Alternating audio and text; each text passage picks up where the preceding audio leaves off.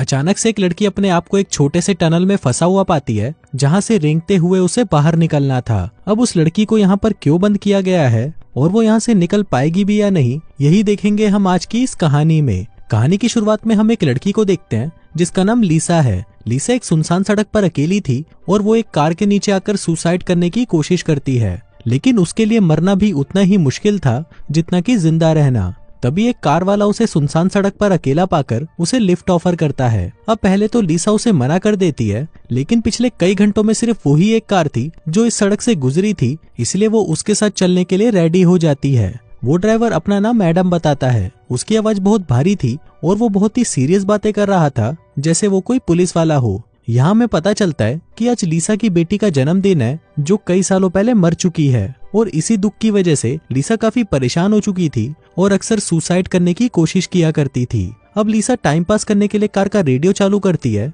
लेकिन इमरजेंसी खबर सुनकर उसके पैरों के नीचे से मानो जमीन खिसक गई थी। उसमें बताया जा रहा था कि एक आदमी 2 लड़कियों का खून करके फरार हो चुका है और पहचान के लिए उसके हाथ पर एक क्रॉस का टैटू है। लीसा देखती है कि एडम के हाथ पर भी वैसा ही टैटू था, जिसका मतलब ये था कि लीसा एक सीरियल किलर के साथ बैठी थी। अब इससे पहले कि वो कुछ कर पाती, एडम अचानक ब्रेक लगाता है और लीसा का सिर कार के स्टीयरिंग से टकरा जाता है और वो बेहोश हो जाती है। फिर कुछ टाइम के बाद उसे होश आता है तो वो अपने आप को एक छोटे से रूम के अंदर बंद पाती है। यहाँ पर इतनी जगह भी नहीं थी कि वो कम से कम खड़ी हो सके। लीसा के हाथों पर हथकड़ी जैसा कुछ बंधा हुआ था, जिसमें से पीले रंग की रोशनी निकल रही थी। अब लीसा अपने आसपास बाहर निकलने का रास्ता ढूंढती है, लेकिन वहाँ पर कोई भी दरवाजा नहीं था। अब उसको लग रहा था कि ये जगह कितनी छोटी है, पर ये तो कुछ भी नहीं, क्योंकि आगे का पूरा सफर उसे रेंगते हुए ही पूरा करना था। अब लीसा तो हार मानकर बैठ गई थी, लेकिन तभी उसके सामने एक छोटा सा दरवाजा खुलता है। वो जब उसके अंदर देखती है तो उसे बाहर निकलने का रास्ता साफ साफ दिखाई दे रहा था, और वो इसी उम्मीद से अंदर जाने लगती है।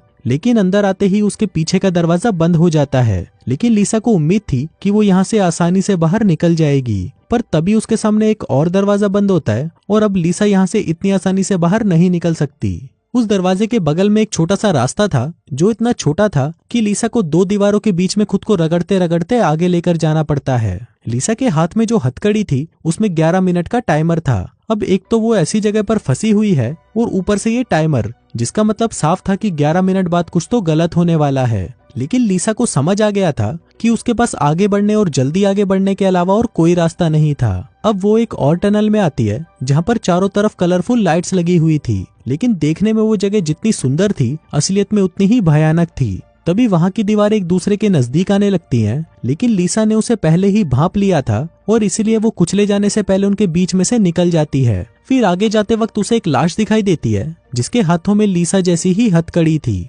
जिसका मतलब था कि कभी ना कभी वो इस गेम में फंस गया होगा और आज उसकी ये हालत है। अब लीसा उस लाश को अपने रास्ते से हटाने लगती है। उसे छूकर लीसा को घिन आ रही थी, लेकिन फिर भी वो खुद को संभाल लेती है। फिर आगे जाने पर एक और गेट बंद हो जाता है और उसकी हथकड़ी लाल रंग में चमकने लगती है और उस टनल से लेजर जैसी कोई चीज बाहर निकलती है।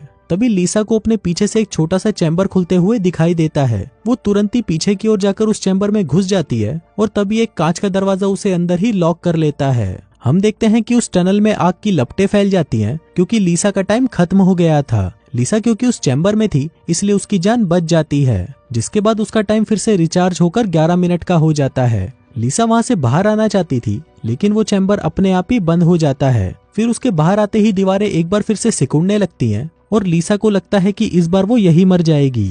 लेकिन वो सिकुड़न सिर्फ उसके रास्ते को छोटा करने के लिए थी, न कि उसे मारने के लिए। अब यहाँ पर लीसा की हिम्मत जवाब दे चुकी थी और वो बेचारी फूट फूट कर रोने लगती है। इसके बाद लीसा किसी तरह हिम्मत बटोरकर आगे बढ़ने लगती है और आगे उसे पानी मिलता है। उसका सिर उल्टा था, पर अपने हाथों की मदद से वो उस पानी को बटोरकर पीने लगती है। अब उसके पास आगे जाने का और कोई रास्ता नहीं था सिवाय उस पानी में कूदने के। वो सांस रोककर अंदर जाती है और एक दूसरे रास्ते से होते हुए किसी दूसरी टनल में पहुंचती है। थोड़ी देर के लिए वो वहां पर शांत होती है, लेकिन तभी वहां पर बहुत सारा पानी इकट्ठा होने लगता है और उसमें एक लाश भी बहकर आ जाती है। लेकिन लीसा किसी तरह तैरकर उसके अंदर से बाहर निकल आती है, क्योंकि अगर वो कहीं भी रुकती तो उसका मारा जाना तय था। अब इतनी देर तक रेंगते रेंगते उसका शरीर अकड़ जाता है। तभी लीसा को किसी के रोने की आवाज आती है और वो सोचती है कि चलो कोई तो मिला जो कम से कम यहाँ पर जिंदा है। वो उसकी आवाज का पीछा करती है, लेकिन जल्दबाजी में वो एक एसिड से बने टब में गिरने से बाल बाल बचती है वो उस टनल के किनारों का सहारा लेकर आगे बढ़ती है, लेकिन फिर भी उसका पैर एसिड को टच कर जाता है, जिससे उसके पैर की स्किन जल जाती है।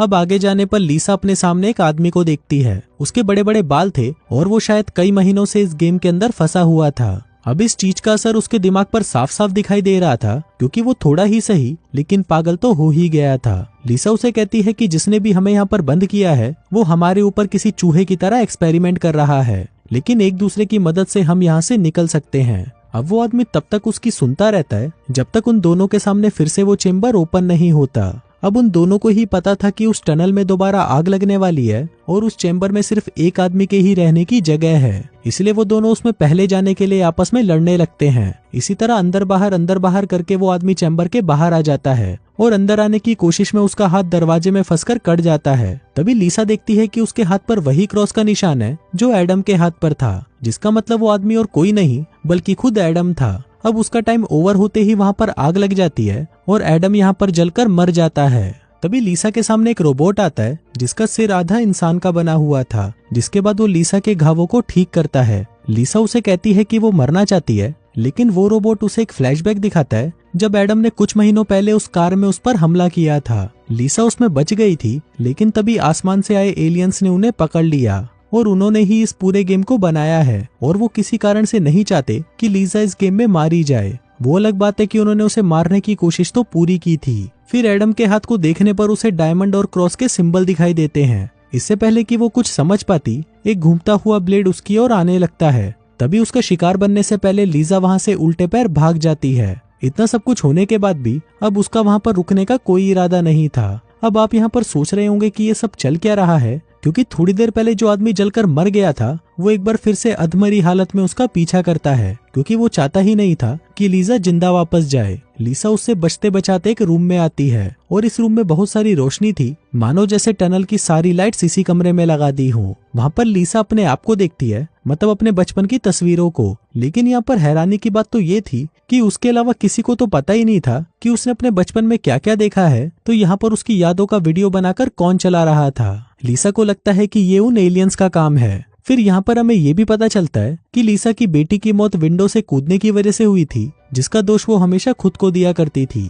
अब एडम उसका पीछा करते करते वहां भी पहुंच जाता है। फिर लीसा के सामने दो रास्ते आते हैं, लेकिन उसके पास सोचने के लिए समय बहुत कम था। ऊपर से उसका टाइम भी खत्म होने वाला था। वो देखती है कि वहाँ पर बहुत सारी नुकीले तार लगे हुए हैं और अगर उसे अपनी जान बचानी है तो उसे उन्हें पार करना ही पड़ेगा। वो कांटे उसके शरीर को नोच रहे थे और कहीं कहीं तो उसकी पूरी स्किन निकल गई थी, लेकिन अफसोस टाइम खत्म हो जाता है। अब उसे लगा कि वो मर जाएगी, लेकिन तभी वो आग की लपटों से बचकर नीचे की ओर गिर जाती है। अब लीसा वापस उसी जगह पर पहुंच जाती है जहां से उसने शुरुआत की थी। अब लीसा हिम्मत हार चुकी थी और उसके पूरे शरीर से खून निकल रहा था। फिर लीसा दीवार पर वो निशान बना देती है जो उसने एडम के हाथ पर देखा था, ताकि वो नहीं तो कम से कम कोई और ही इस खतरनाक जगह से बाहर निकल पाए।